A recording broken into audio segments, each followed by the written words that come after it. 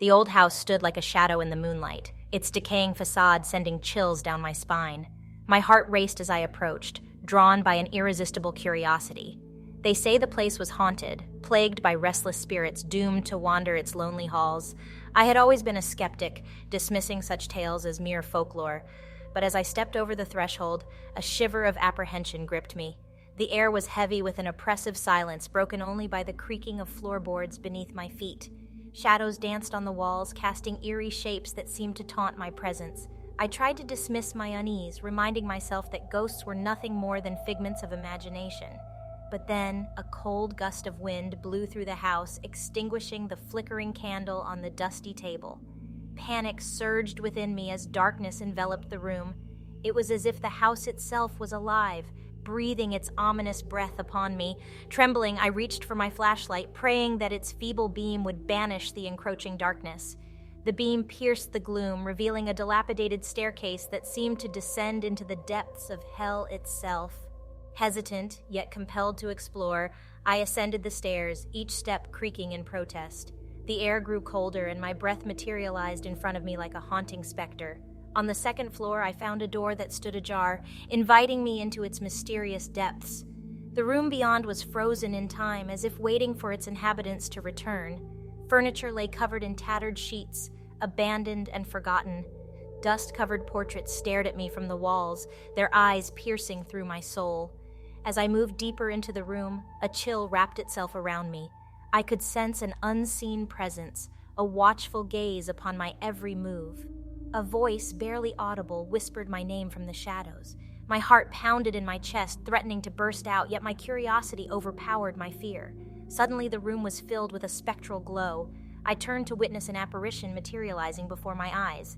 A figure, translucent and ethereal, floated above the floor. Its eyes glowed with a malevolent intensity, and its distorted features contorted in an expression of eternal suffering. The ghostly figure reached out toward me, its bony fingers grazing my arm. A searing pain shot through me, and I stumbled backward, gasping for breath. It was as if the ghost's touch had drained the life force from my body. Fear consumed me, but a part of me yearned to understand the truth behind this haunting. Gathering my courage, I pleaded with the apparition, demanding to know its story. Its voice, a hollow echo from beyond the grave, whispered its tale of woe. It spoke of lost love and betrayal, of a life cut short in the most tragic of circumstances. Its anguish reverberated through the room, intertwining with the sadness that filled my heart. With every word, the ghost's presence grew stronger, its agony becoming my own. I felt its despair seeping into my bones, mingling with my essence. I realized then that the spirits trapped within this house sought solace, yearning for release from their eternal torment. As I listened to the ghost's lament, a newfound empathy welled up within me. I understood that their haunting was not born out of malice, but from an insatiable longing for peace. With a heavy heart, I vowed to help them find redemption, to bring an end to their ceaseless suffering. Days turned into nights as I delved into the history of the house. Unearthing forgotten tales and hidden secrets. Through old journals and yellowed newspaper clippings, I pieced together the tragic events that had transpired within those walls. The spirits were victims of a dreadful fire that had ravaged the house decades ago. Their lives had been abruptly cut short, their souls trapped in an eternal purgatory. The fire had been no accident but a result of a sinister act, a malevolent act of revenge. Driven by a newfound determination, I sought out the descendants of those responsible for the tragedy, hoping to uncover any remaining shred of compassion within their hearts. With persistence and conviction, I managed to convince them to confront the ghosts, to face the consequences of their ancestors' deeds. On a moonlit night, we gathered within the haunted house, a solemn procession of the living and the dead. The air crackled with anticipation, a sense of impending resolution hanging heavy around us. The spirits materialized, their spectral forms shimmering in the dim light. One by one, the descendants approached, offering heartfelt apologies and acknowledging the pain their ancestors had caused. Tears mingled with the ethereal mist as forgiveness washed over the haunted souls. It was a bittersweet moment, a cathartic release for both the living and the dead. With each confession an act of remorse, the house trembled, its foundations shaking off the weight of the past. The spirits, now at peace, began to fade, their translucent figures dissolving into the ether. As the last ghostly presence vanished, A profound stillness settled upon the house, the echoes of its haunted past finally silenced. In the aftermath, the house underwent a remarkable transformation. Its once decaying walls regained a glimmer of life, and the air carried a sense of tranquility. No longer haunted, it stood as a testament to redemption and the power of forgiveness. I left that place forever changed, knowing that ghosts were not merely figments of imagination, but remnants of untold stories and unresolved emotions. The experience taught me that sometimes the darkest corners of our existence hold the keys to our own salvation. Now, whenever I hear whispers of the supernatural or stories of haunted houses, I listen with an open mind, for I have witnessed the restless spirits finding solace and have come to understand that, in the realm of the supernatural, the line between fear and empathy can be as thin as a wisp of smoke. As the years passed, the once transformed house began to reveal its true nature. The tranquility that had settled over it proved to be nothing more than a facade, concealing a malevolence that grew stronger with each passing day. Visitors who dared to venture into its halls found themselves ensnared in a nightmarish web.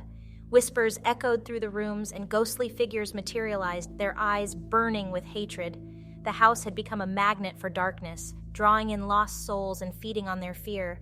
I couldn't resist the pull of the house. The lingering memories of the spirits haunted my dreams, their pleas for help reverberating through my mind.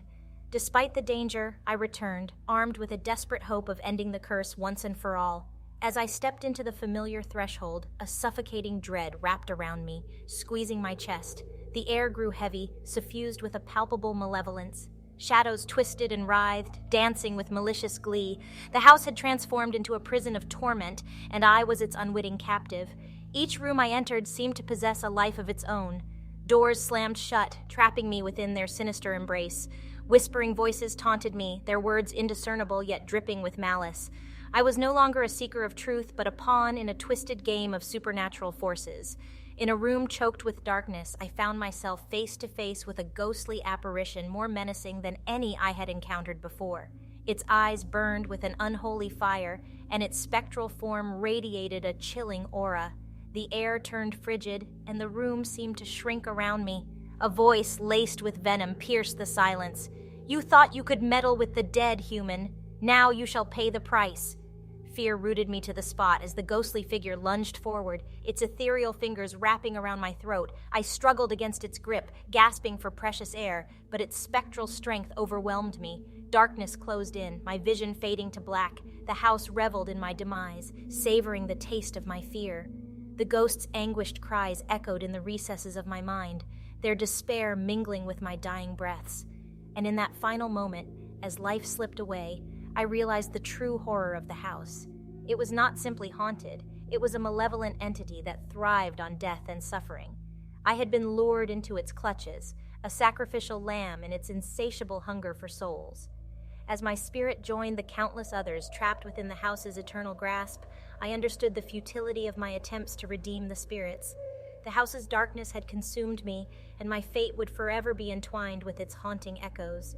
The house continued its reign of terror, its hunger never sated. It stood as a monument to horror, a place where the living dared not tread and the dead found no solace.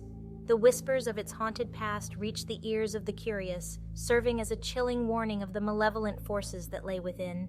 And so the legend of the house grew, each tale more terrifying than the last.